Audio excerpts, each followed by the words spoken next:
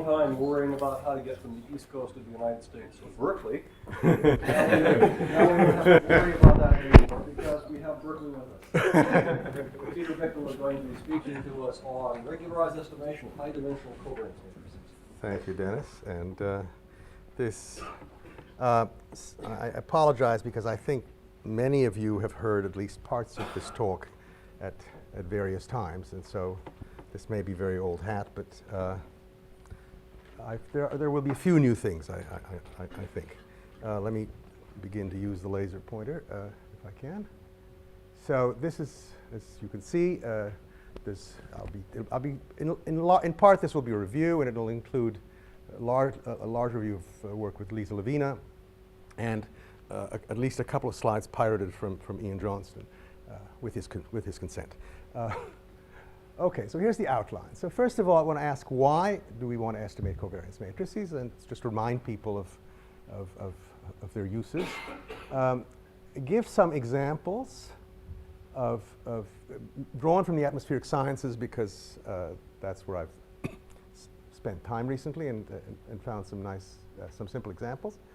Then talk about what's referred to as what's really random matrix theory, but I guess from my point of view as pathologies of the empirical covariance matrix.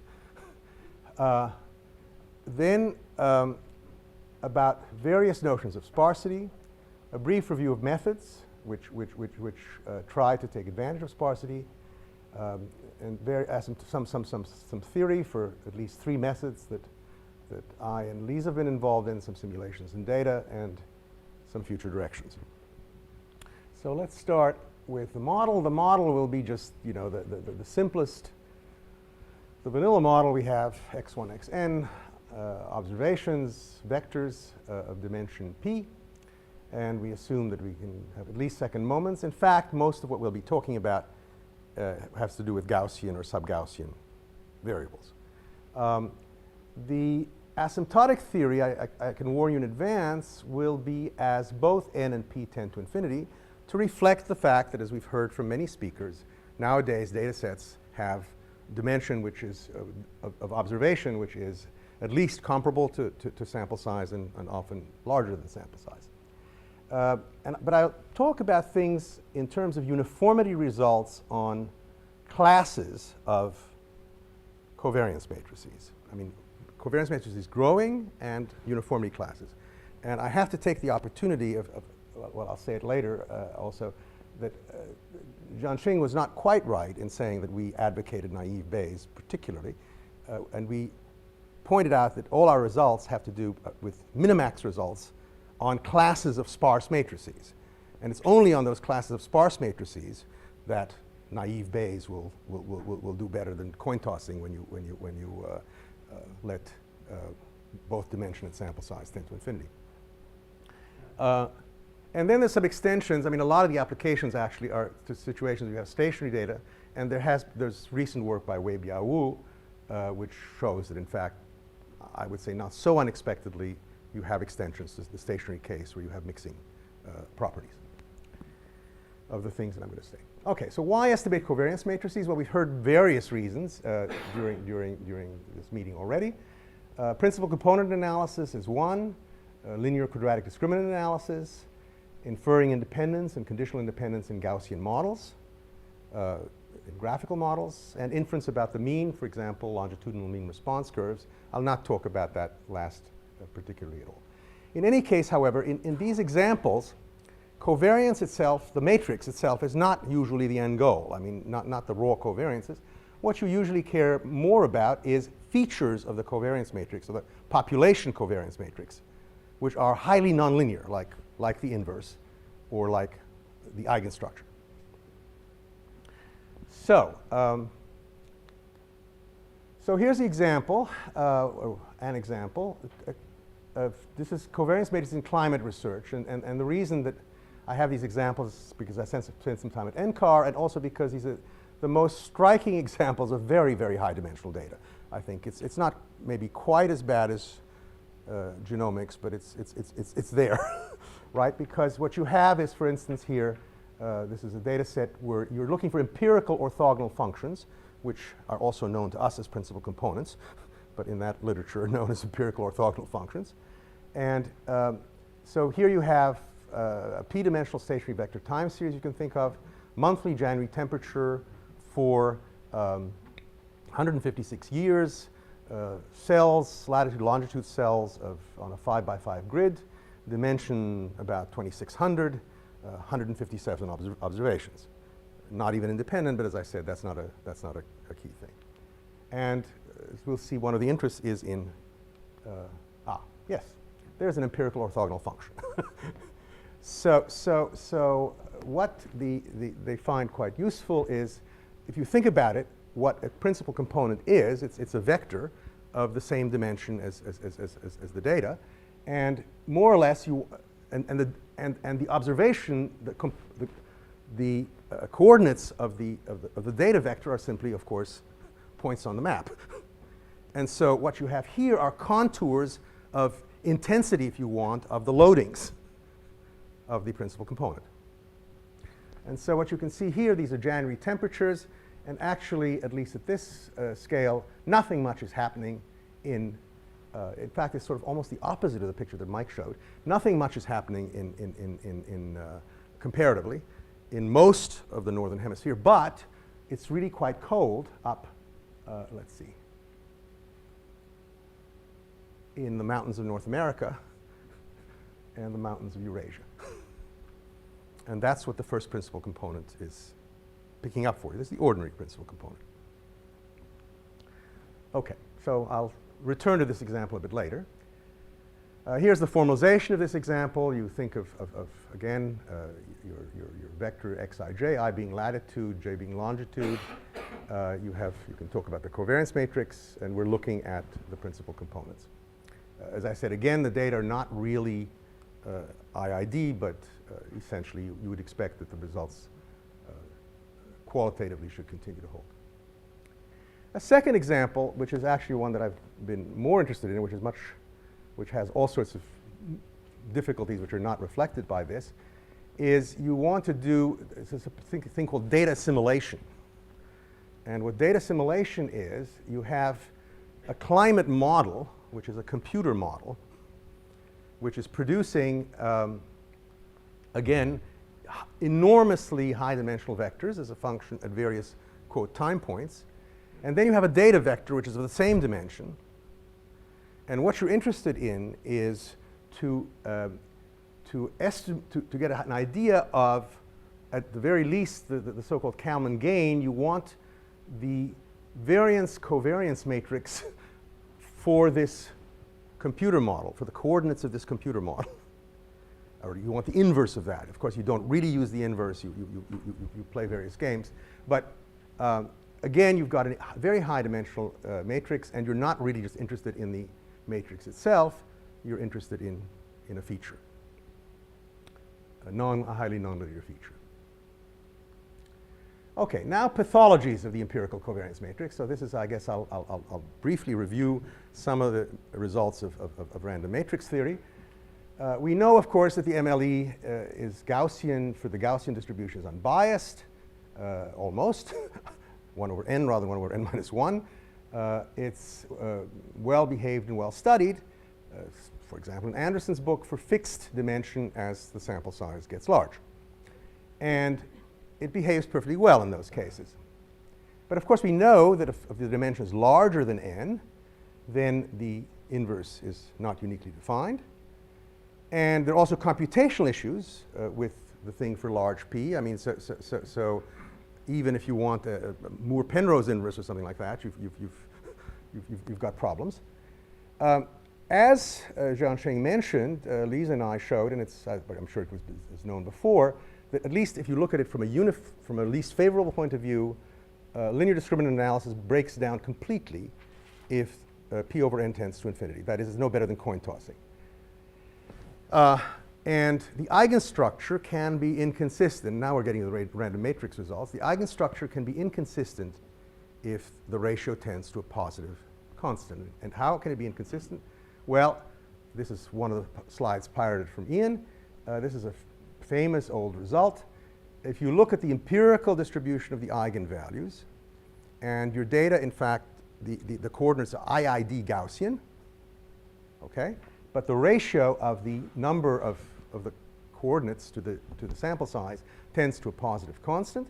Then if you look at the empirical eigenvalues, the distribution of the empirical distribution of the eigenvalues, they do not do what you would like them to do, which is go to point mass at 1. They actually give you a nice little distribution, which is spread around 1. So the minimal eigenvalue is well below 1, and the maximal eigenvalue is well above 1. And this, so this is, as I said, a classic result.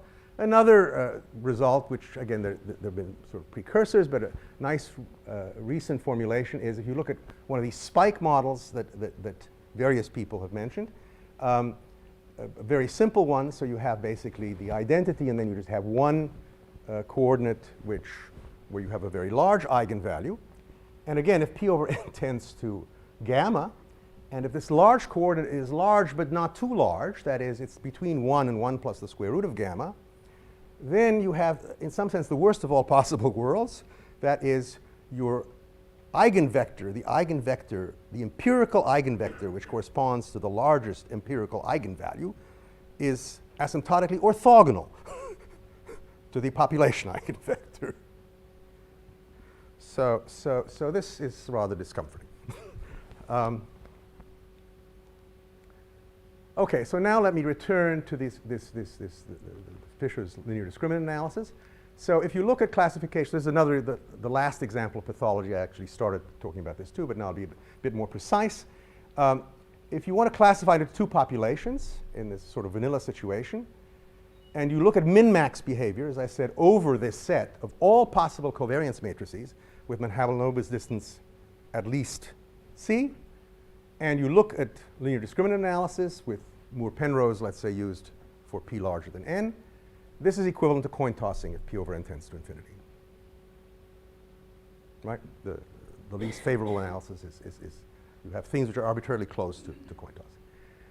However, mind you, as again repeating that we were not quite as guilty as Jung Ching seemed to suggest, this is true for any rule, more or less. I mean, I'm being loose here. It's certainly true for the naive Bayes rule or anything, because we're looking at such an enormous set of matrices. We're looking at least favorable behavior with such an enormous set of matrices. But that suggests, what if tau, this set over which you're looking at, consists of sparse matrices?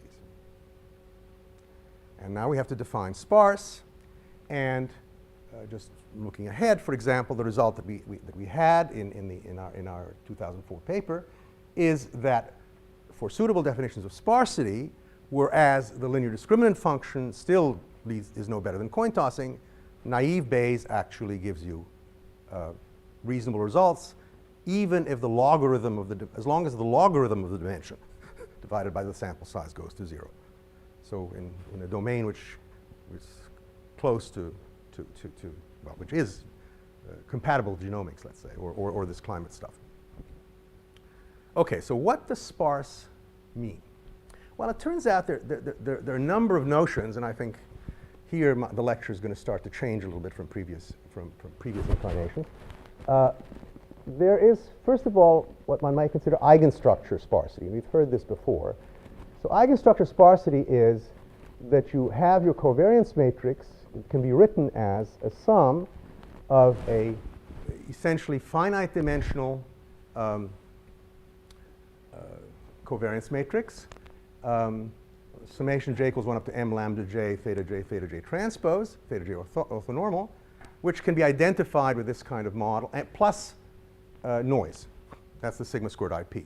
So that's equivalent to, I guess, a classical factor analysis model with orthogonal factors. Now, this is not sparse yet. Just having an m finite is not enough. But to have sparsity, and this is this kind of situation that Ian Johnston looked at with Liu and others, you need, if p over n can be large, but m should say small and fixed, and theta j, the eigenvectors themselves, should be sparse. Where sparse means now, again, in a sense that other people have talked about, it means that you can approximate your eigenvector well in the usual sense, say in the L2 sense, by a vector which is mainly zeros. So you don't have to have a large number of zeros, but at least you have to have something which is close to something which has a large number of zeros.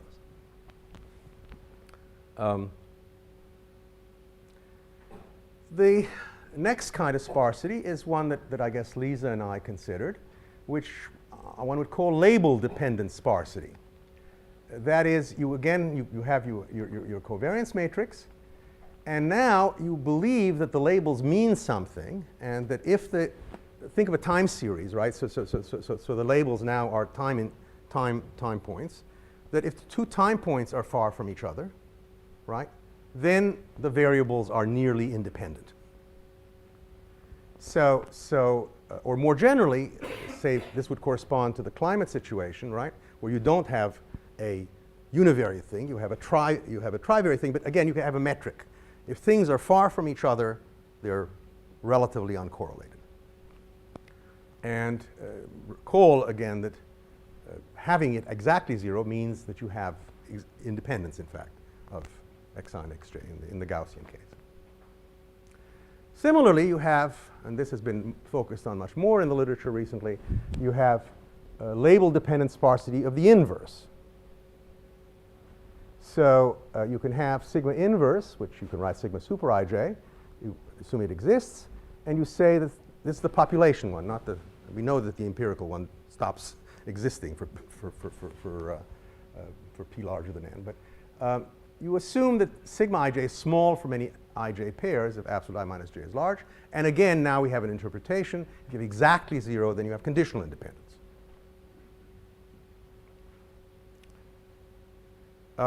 So these kinds of these types of sparsity turn out to be very closely related to each other, as you'll see, but they're different from the eigenstructure sparsity.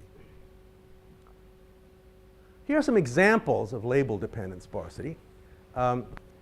One is, suppose that you have you think of your p as being corresponding to the first p coordinates of a, not necessarily, well, to begin with, let's say of a stationary Gaussian process, or it doesn't have to be Gaussian, then equivalent to the sparsity condition is that, is formulated more carefully, is that the spectral density be bounded away from 0 and infinity.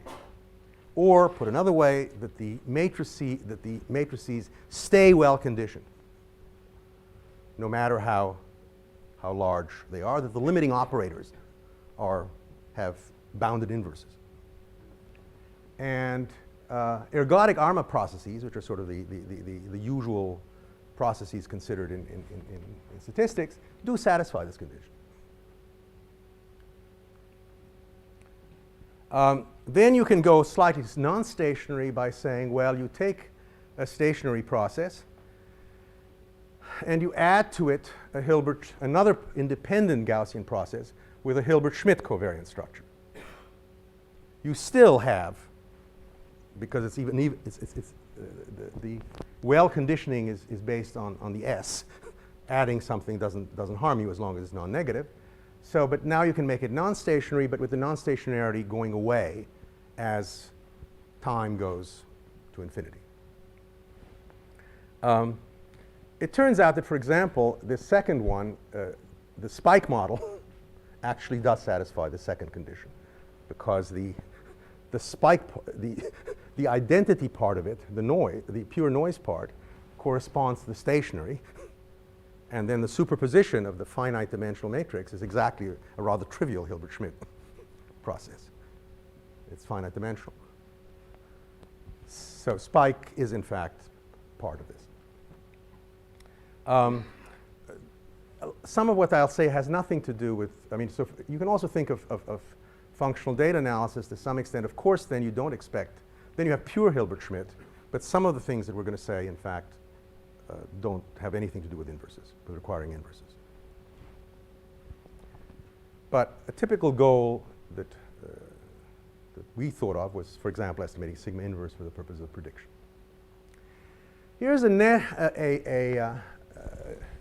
different notion of sparsity, which corresponds to the kind of sparsity that makes sense in genomics. That is, where the labels don't mean anything, right? Gene, I always forget the names, but you know, cripple has nothing to do with what is it, tailless or something. Probably not right, but I can't remember. They're strange names for Drosophila genes. But in any case, so what you want now is a definition of sparsity which is permutation invariant. You can permute the rows, and that doesn't change the matrix.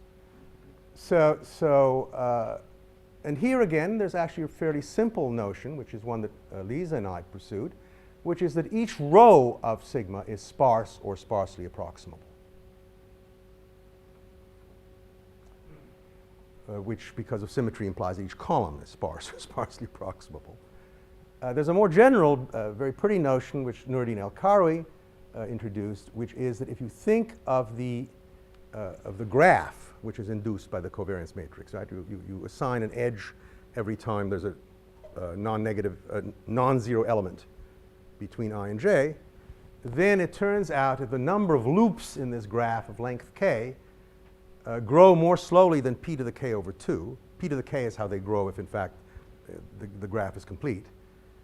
Then, again, that's a notion which can be used. It's a notion of sparsity, which is somewhat more general than ours, although they're fairly closely related.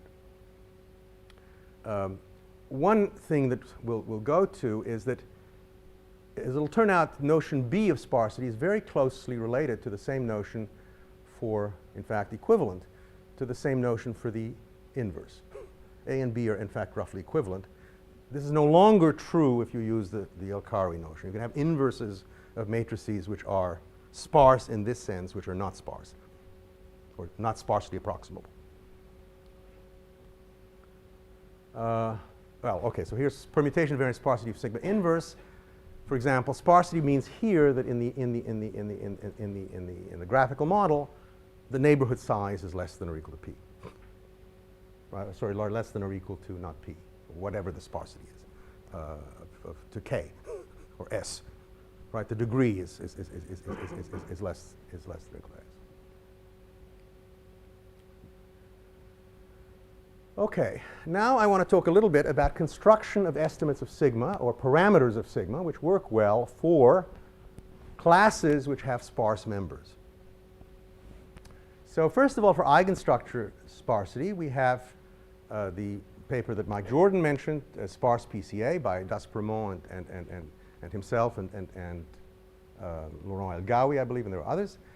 Some more recent work of Hasty, Tipshirani, and Zhu. You are basically just focusing on PCA, not on estimating the covariance matrix as a whole. And you do it with the lasso penalty. One way of thinking about it is to do it, this is the Hasty, Tipshirani, Zhu method. Sorry. You more or less, in some sense, what I believe, I think it was Mike who discussed it, that you basically interpret getting at the first principal component in its being the best one-dimensional approximation, and then you penalize by the lasso on the coefficients. The focus, I think, in both of these in these papers is, I think, more on computation and not so much on asymptotics. Then there's a paper of Johnston and Liu where at least the way that the early form, I think Mike may have given a more complete form, that you think of these matrices which correspond to signals where the t's again mean something, and then you represent them in a wavelet basis, and then you drop all but the high wavelet coefficients, and then you do PCA.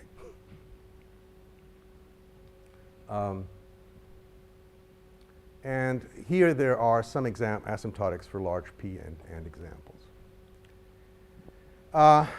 Method very primitive method that Levina and I suggested in Bernoulli already, and then developed in this paper on classification, and then developed in the annals, is to band.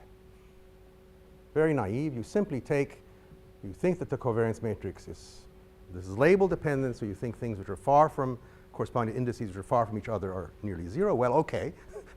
You just look at their magnitude and you declare them to be zero and you make sure that the thing is banded. So you basically multiply your matrix in the sure way by indicator absolute I minus j less than equal to k. This does not necessarily result, and then of course what your estimate is you simply apply that to the empirical covariance matrix. So that's very simple indeed. That doesn't necessarily give you a positive definite matrix, although one can show that in the limit it does.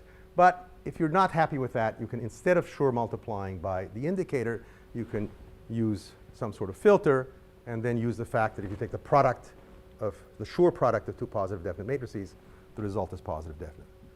So for example, you could take something triangular, which so at the moment we have something which is an indicator like this. Well, suppose you make it triangular with adequate scale, and that'll have the same effect.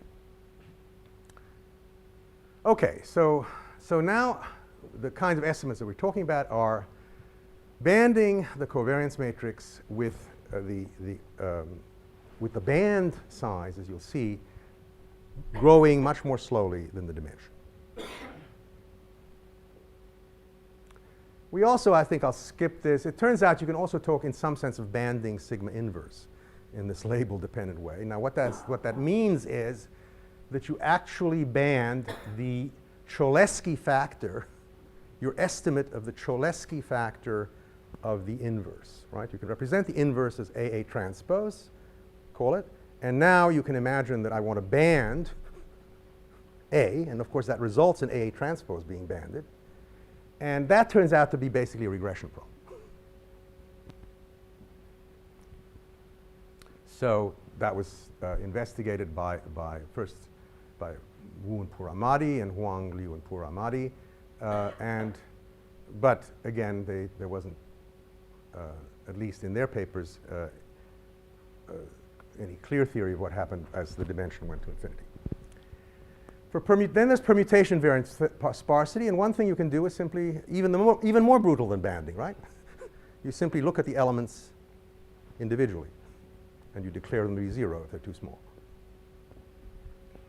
Nuruddin and Lisa and I considered that, studied that. Now I'm okay. I'm continuing. Here's another method which has been proposed and which can be analyzed. A method called SPICE by Lisa, but what it is, it's an old method. In fact, its computation was studied by El Gawi and others.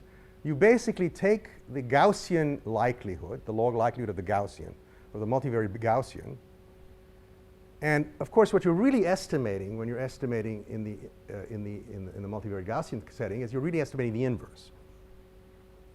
I mean, your likelihood equation tells you that, in fact, the solution is the inverse of the empirical covariance matrix. But the natural parameter of the exponential family is the inverse.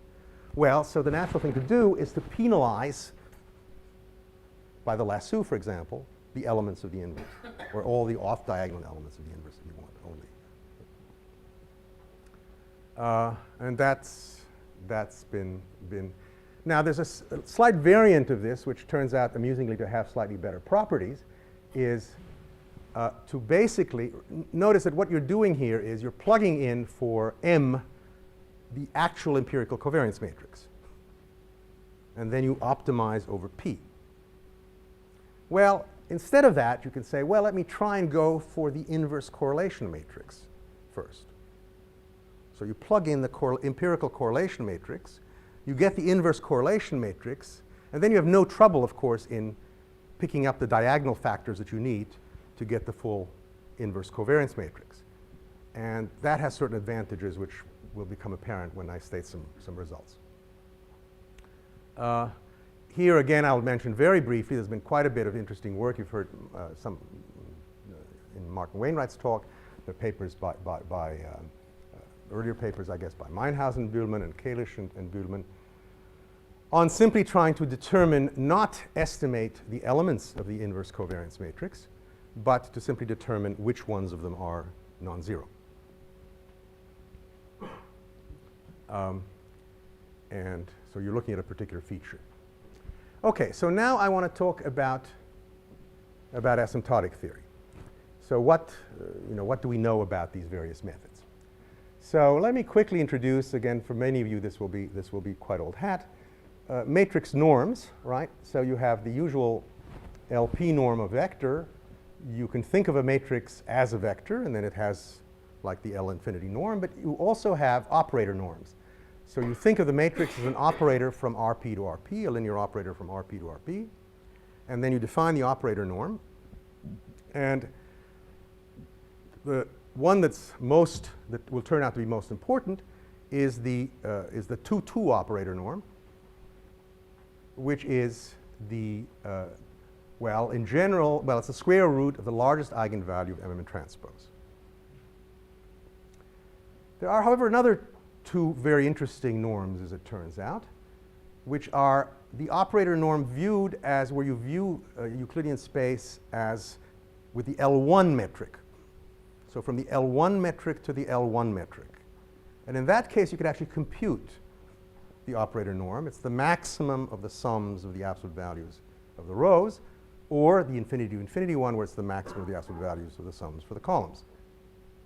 Then here's the simplest thing to deal with, which is simply the norm, L infinity norm for the thing you viewed as a vector.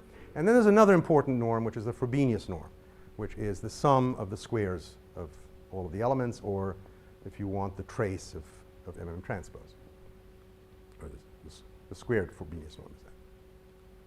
Oops, sorry.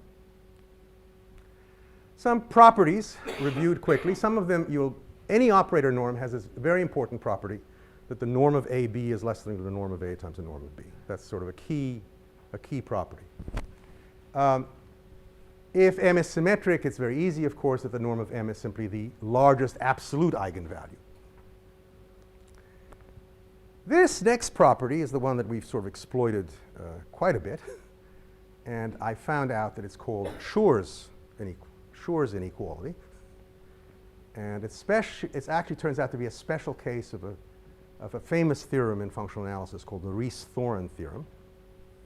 But it basically tells you that the 2-2 operator norm, which is not so easy to deal with, is bounded by the square root of the product of the 1-1 and infinity norms. And so for a square matrix, of course, these are equal. So you've got a bound of the 2-2 norm by the 1-1 norm. And then there's, of course, a trivial inequality which says that the operator norm is bounded by the Frobenius norm.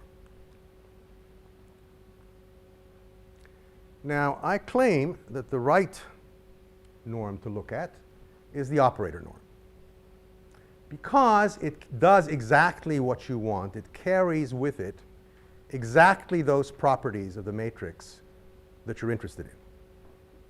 That is, if it carries over the eigenstructure. If you have two things which are close in operator norm, and if, let's say, think of them as converging to a limit, if the limit eigenvalues are well separated, right, then you can, and if you have something which is close in the operator norm, then the eigenvalues of the proximant are close. Similarly, the eigenvectors are close. And here, in fact, as you might expect, things depend upon the spacing between the eigenvalues. So for the eigenvalues, you're okay. You have a trivial bound for the largest eigenvalues, comparison of the largest eigenvalues by the operator norm. But if you want to go further, you have to start looking at the spacing between the eigenvalues, right? Because if they're too close, you can't tell them apart. With the eigenvectors, the problem begins immediately.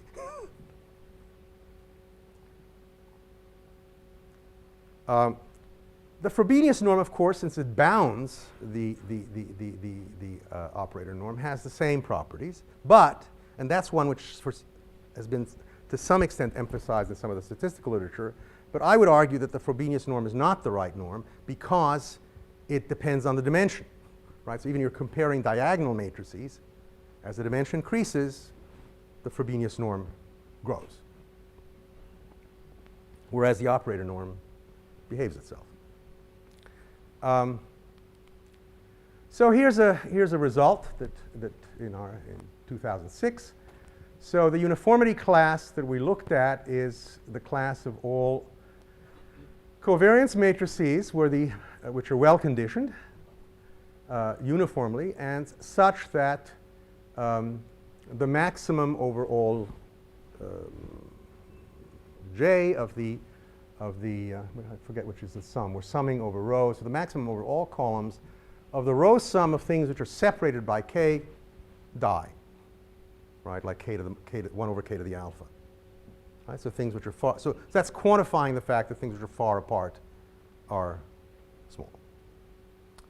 And if that's the case, for example, in the Gaussian case, but there are also similar results, though not as satisfying for the case we just assume moments, you have what I still find a little bit surprising, maybe not so much in retrospect, that essentially you can get consistency for both the estimator and its inverse with its proper choice of band, provided that the logarithm of p over n goes to 0. And in fact, you can say more. You can actually have rates for both the convergence of sigma hat to sigma p and the inverse of that to sigma p inverse. And the reason that you can immediately carry over everything from the matrix to the inverse is because of the trivial identity, right? A inverse minus B inverse equals A minus B times, A inverse on one side, B inverse on the other side, and you've got the Banach, the norm AB less than or equal to norm A, norm B property, which is key. And as I mentioned again, that the thing bounded below is not needed if convergence only to sigma is. But the log p over n I still find somewhat surprising. For example, you can use this result to show that over these classes, we go back to Levina's and my paper on classification. If you band slowly, notice that the banding is like n to the 1 over 2 alpha plus 1, and then there's the log p factor. And alpha is the thing which determines how quickly the covariances die. Then you can actually construct things which are equivalent to the Bayes rule, rather than being limited to naive Bayes.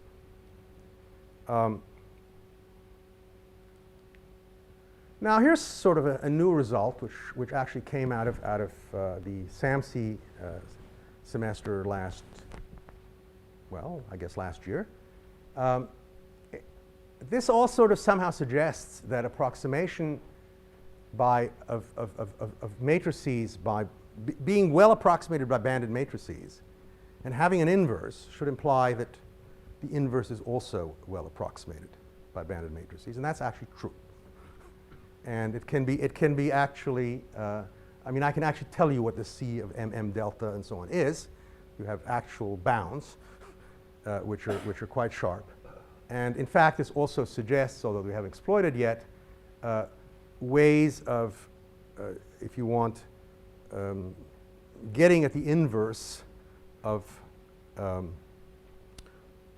matrix, of the banded matrix, what approximation we should use for the inverse of the banded matrix. Okay, so this is sort of amusing. This is work with Marco Lindner, who wandered by in the AIM meeting and said, yes, it is true that that the closure of the class of all banded operators from little l2 to little l2 is closed under inversion. But of course, they had no approximation results, and you can actually get approximation results. Okay, thresholding. This is really just a little variant on much older results of Donahoe and Johnston's. If you define your uniformity class in terms of, as I said, sparsity of the rows, for example, or sparsity of the equivalently sparsity of columns, then again you have approximation of the operator norm for the threshold of thing with the usual classical threshold of root log p over n. And this is C naught of P is the number of non-zero entries per row if Q equals 0. Nureddin has somewhat more subtle statisticity results. Well, I can, but not rate results. Oh, gee, I see. I'm probably throwing too many things at you, but just briefly tell you that what the SPICE method is, if you remember, you simply take the log likelihood of the Gaussian and you penalize it by the lasso. That is attractive in various ways.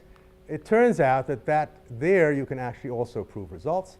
You can prove that the Frobenius norm, you've got order squared norm, you've got P plus S log P over N. That's not good because the P is there, right? But that's because of the intrinsic nature of the Frobenius norm.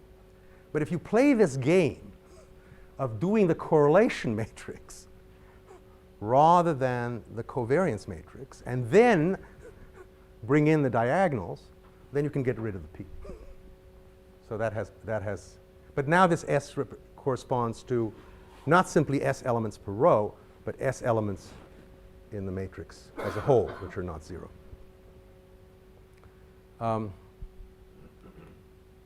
Okay, now here's a critical issue that it's all very well to have these norm results, but these order results, but how the hell do you choose these parameters, the threshold parameter, the banding, the bandwidth, the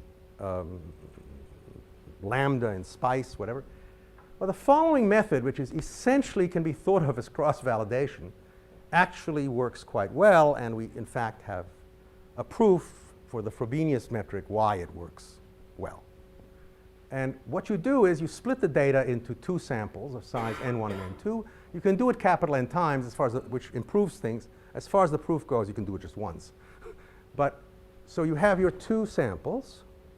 Think of them one of being of equal, subsamples being of equal size, for example. Better, one of them should be larger than the other, but not much larger. On one of them, you form the empirical covariance matrix, and you consider all possible rules that you're interested in, like all possible bandings of the thing, right, or all possible thresholdings of the thing. Then you go to the second sample, and you see how the rule performs in estimating the empirical covariance matrix for the second sample, which at first sight seems crazy, right? Because I've just been telling you that the empirical covariance matrix is not behaving itself, and the sample size is even smaller. But it turns out it isn't behaving itself, but it's unbiased. And so that when you make comparisons, right, it's a terrible estimate. If you say, is this a good estimate of this error, the answer is no. But in terms of picking the best, the answer is actually it's good. And I'll show you some pictures which justify that. All right, so some simulation examples. So AR1 is one class, always 100 observations, 10, 100, and 200 dimensions. Rho being the correlation for the autoregressive process. And then a process, class of processes which are fractional Gaussian noise, where you have much longer range dependence. And first of all, I wanted to show you what happens in picking this business of, remember, this business of picking the threshold, or in this case, picking the band. Well, these two curves, one corresponds to what you actually want, which is the difference between your estimate and the truth. The other curve corresponds to this very funny thing where you look at the thing and compare it to the empirical covariance matrix for the second sample. Well, the curves look very different, but the minima are pretty close. And you can see from these minima that, for example, here, this is, let's look at like rho equals 0.5. For 200 dimensions, you basically band by, you actually band by very small number. I mean, right, the minimum is K is the bandwidth. And it's here. Right? It's about 5 or 10 that you band by. And, of course, as rho gets larger, then you band more. As you get close to full dependence, then you band more. Okay, this is again the same sort of story. K1 is the oracle best bandwidth. K hat is the estimated one. And as you can see, and then you have the loss as measured, as it turns out, in the 1-1 norm. As you can see, they do pretty well. Sigma hat is fine for 10 dimensions and 100 observations, right? That's not bad. But as you can see, it breaks down completely as the ratio of the dimension to the sample size increases. Oh dear, this is comparing a whole bunch of methods.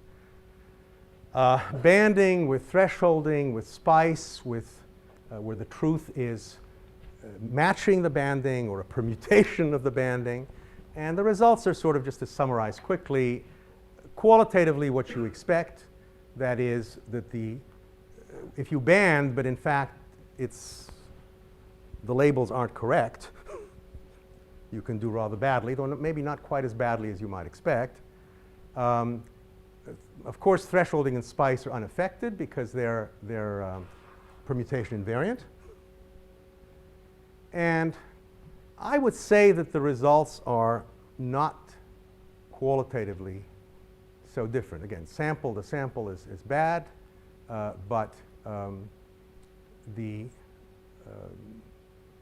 this situation, I think this is rho equals 0.9. I'm not. No, sorry, these are different values of rho. So for rho equals 0.9 means it's high. You have a high degree of dependence. So it's not so surprising that, in fact, you don't do much better than the empirical correlation matrix. But the methods are not that different. I mean, in terms of their performance, but they all perform, as you might expect, considerably better than the empirical covariance matrix. Let's see. Oh, this is the fractional Gaussian noise. Take my word for it that, again, this bears out these general conclusions. Interestingly enough, or maybe not surprisingly, this method of choosing the band, in fact, if in fact there is a lot of dependence, it'll tell you to take a broad band, and you'll still get something reasonable. So you're not losing by choosing your bandwidth in this way. Okay, so I'm almost done.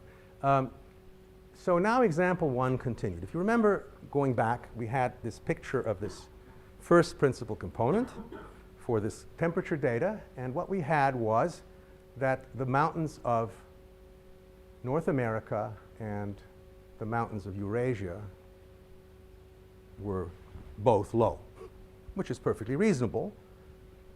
But if you do the same thing, you apply the principal component analysis to the thresholded matrix. It's rather interesting.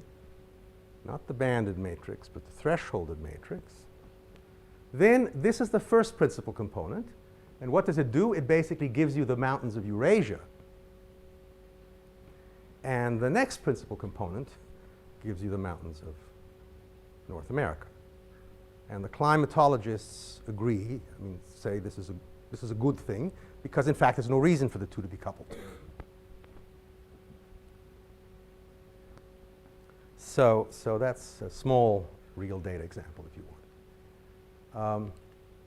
Okay, I'm actually 5 minutes early. Some important directions. I think the choice of K or other regularization parameters has to be pursued. Canonical correlation, Ian has now sort of shown the pathologies, of course, persist, not surprisingly, for canonical correlation analysis, as they do for PCA. If you just stick to the ordinary empirical maximum likelihood estimates, but again, you can regularize, and I have a student who's starting to look at that. Another feature, a question which I think is quite interesting, is regularization for independent component analysis. I don't know how many of you know what independent component analysis is, but the Gaussian has the feature, right, that it's, of course, always a linear transformation of a vector of IID Gaussians, 0, 1 Gaussians, but that matrix is far from uniquely determined, right? All that's uniquely determined is the covariance, in other words, effectively the square of that matrix.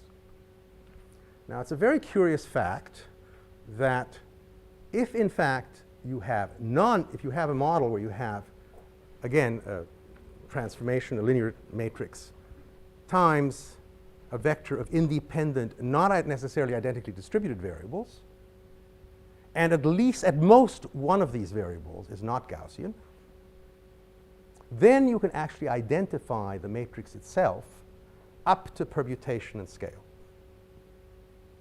So the Gaussian is a worst case as far as identification of the transformation goes. And methods, there's actually a whole little community in electrical engineering which is devoted to independent component analysis. There are nice little demonstrations of people having, a whole bunch of speakers, of sources, and then an equal number, let's say, of receivers, and the independent component analysis is basically able to sort out between the transmissions of the different speakers. Well, again, there is perfectly satisfactory theory, but only for the case where the dimension is fixed. And clearly here, too, regularization makes sense. And then closely related, you can talk about estimation of parameters governing independence and conditional independence in graphical models. Again, things have been done, of course, for fixed numbers of dimensions, but the analysis as you let the number of dimensions increase is not been done so far, I think. So that concludes my talk.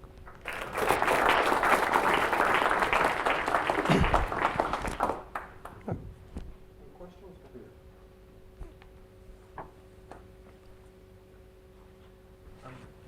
I believe that in the functional MRI literature, when people do independent component analysis, it's kind of standard practice to first do ICA and then threshold the components. Mm-hmm. So would you say that's kind of bogus? Or do you need to? Well, wait. You do the pre-whitening business, or I think I'm not sure what I think what people do is they extract the principal components. and then they threshold those. They threshold the principal components. The independent components. Oh, I see. They threshold the independent components. That's probably not bogus. That may well be okay if you have sort of a spike-like model, right? I mean, because as Mike was saying, if you look at the variances on the diagonal, well, this kind of phenomenon you sort of, well, I think it's not complete. No, I think it may be reasonable, but it certainly doesn't, I think, apply in these sort of more general situations where you want to get at the whole covariance matrix, or at other things than principal components.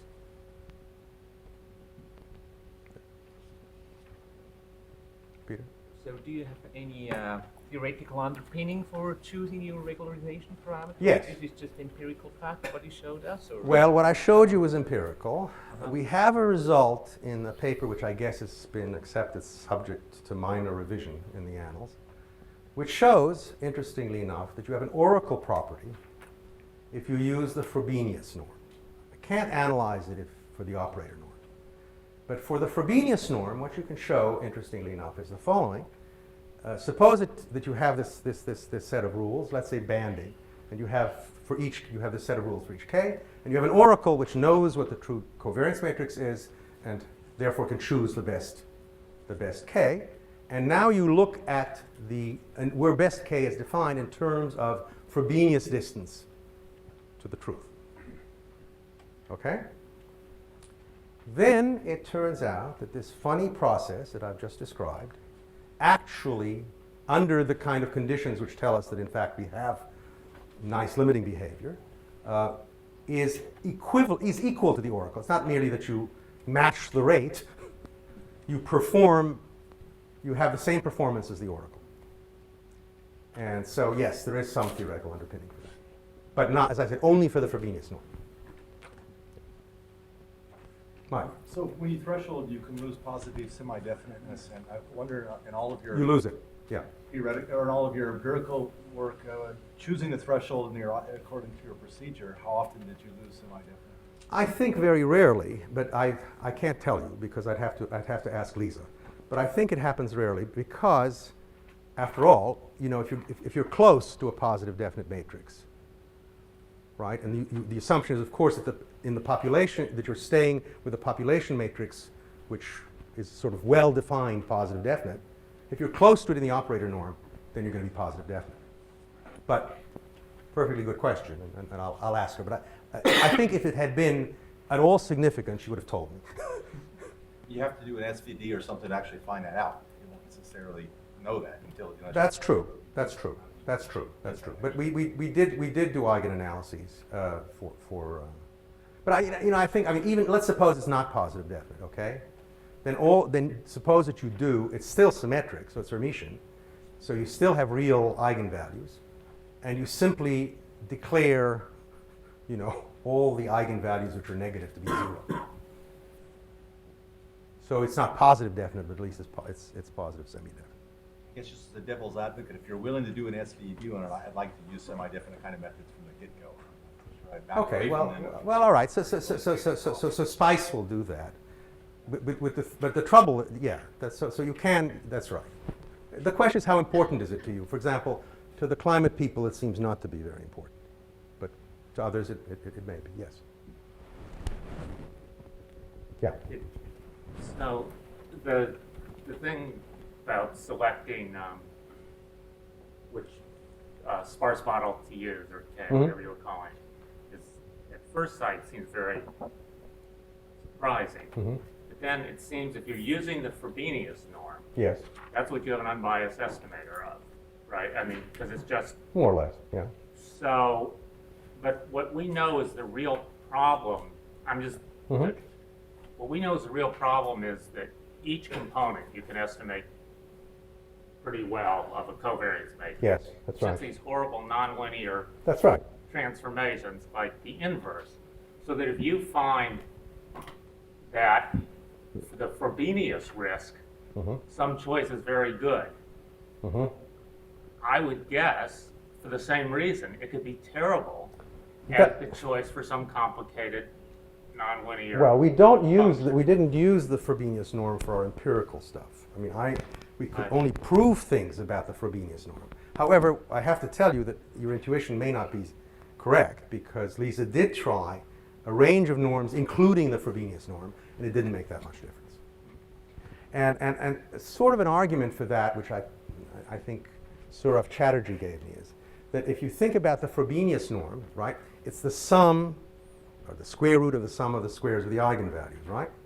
Well, to minimize that is equal to minimizing 1 over the average, okay? Well, the operator norm is simply the maximum. So if the maximum doesn't behave so differently from the average, then it should not be so bad. But for certain graphical models, it is sometimes true that both the covariance and the inverse covariance matrix would have zeros. I'm sorry, would be sparse because Yes. of the independence, and usually you can band them, but probably with different ordering of the vertices. yes. So in that case, what is? Well, that's actually the I guess in some sense the result that I quoted of Lindner's and mine. It basically tells you that if you start out with a banded matrix, you can actually quite specific, which is invertible, then you can give a quite explicit bound to what order of banding you need to approximate the inverse in the operator norm to any precision. So that's actually true. So with banding, they really are effectively equivalent. I mean, thresholding, no. I mean, that's a different story. But your result will it work for different orderings? I'm sorry. You mean when the If the banding for covariance and the inverse covariance matrix, Yes. that is for two different orderings. You mean the size of the Ordering band? part- yeah. The size of the band. Yes, it is of different ordering, but it turns out that the difference is not a difference in order. So that if K is the bandwidth for the matrix itself, for the inverse it's capital N times K, and capital N depends only on the condition number, the the two lowest and highest eigenvalues, and the degree of precision. So the order is preserved. One I more. thought his question was a little different, maybe. Oh, okay. I think he was considering that you might have to permute the variables Ah. so that it's, in some of these graphical models, there might be a variety of permutations you have to apply to the indices Right, to get them well. right. There may not be a single permutation. No, although if you really believe that what you have is something that's banded up to permutation, right? You can just order them according to which is the first non-zero element. So, but the result, by the way, that I cited, it turns out, is easily generalizable to the case of where you don't know things, where you know things only up to a permutation. That is, again, it's true that if you can approximate by a banded matrix up to a permutation, then the inverse is also approximable in the same way, up to the same permutation, actually. Let's thank Peter again.